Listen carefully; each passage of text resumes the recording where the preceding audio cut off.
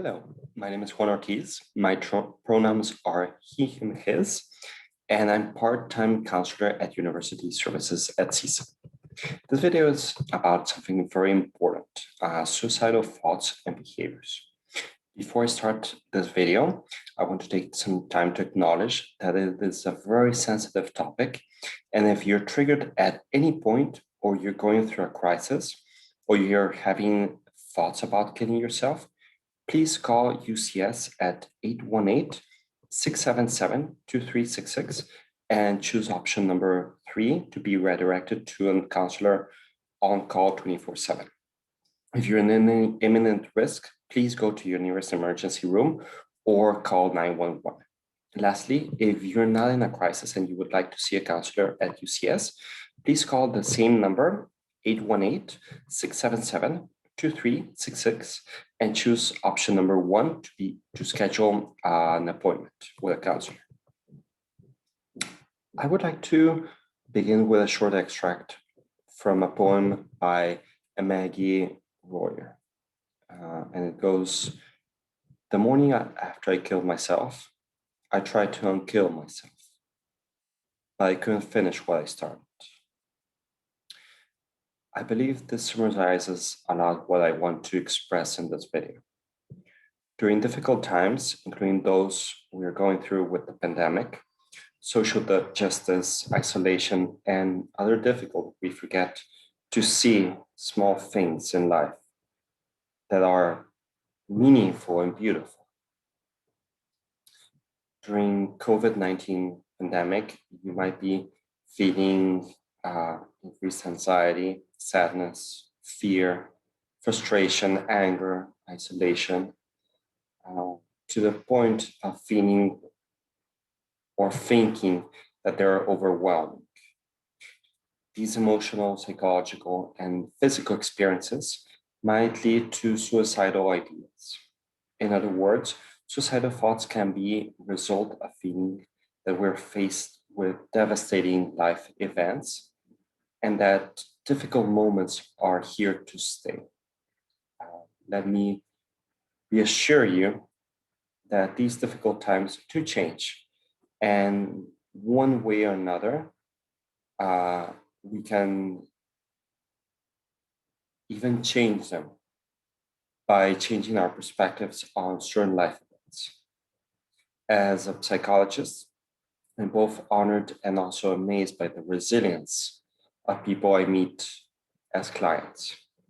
I'm going to list some situations that might seem overwhelming, and you might relate to some of them. And if you don't, just remember that we are all going through different struggles, and the beauty of each individual is their stories and the paths that we all choose. During this pandemic, we might fear that we or a loved one might get seriously ill and we cannot help them. We might even have had a loved one get COVID-19 or a different illness and have lost them. Social isolation can be particularly difficult, especially if we're confined in a complicated environment.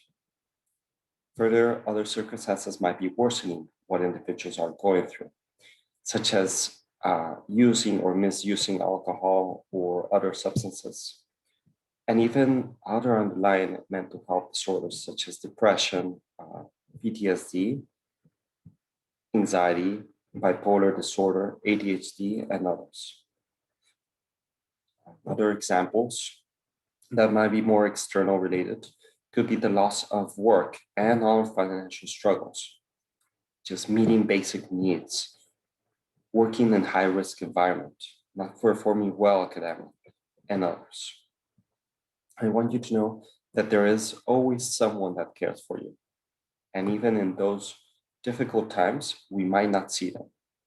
That's why it's important to notice suicide warnings and ask for help. These include if you're having them on your own or suspect someone you know that is having them. I'll list a few of them. Talking about suicide can be comments like, "I wish I would be dead," or "things would be better if I'm not around." Also, withdrawing behaviors like not answering texts, mails, calls, social media. This can be tricky due to the recommendations of staying home, but changes in isolation behaviors, even when staying home, can be significant.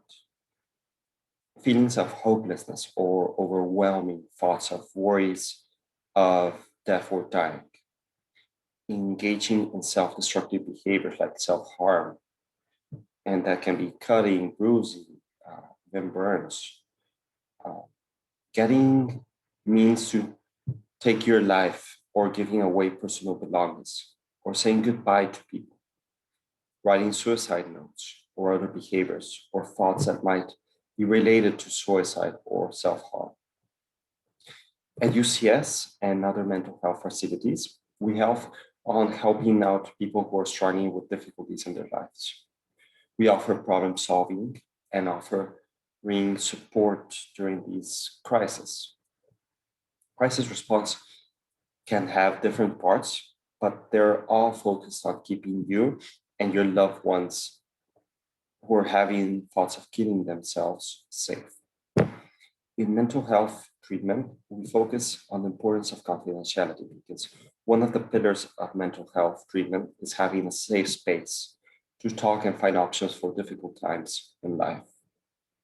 And because our priority is the well being of our clients, there are some limitations to this confidentiality. One of them is if we have any suspicions that you might be uh, at risk of seriously hurting yourself or killing yourself. The reason for this is to help you during your most difficult times and provide safety and the best treatment for your well being. There are multiple studies that show that seeking help and adequate treatment can lead to a very positive outcome. Finally, I would like to share a symbol that is called una loma. This symbol means the journey of enlightenment. There is a path to that is not always straight, perfect, or even has right or wrong paths. Our paths of life are filled with missteps, and there's always lessons to be learned. I'll end with another quote by Santa Marta. It is only in our darkest hours that we may discover the true strength of the brilliant light within ourselves that can never, never be burnt. So again, I want to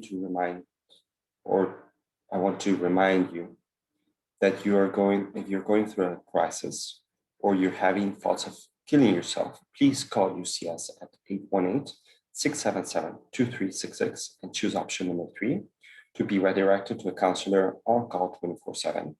And if you're in imminent risk, please go to your nearest emergency room or call 911. Thank you and stay safe.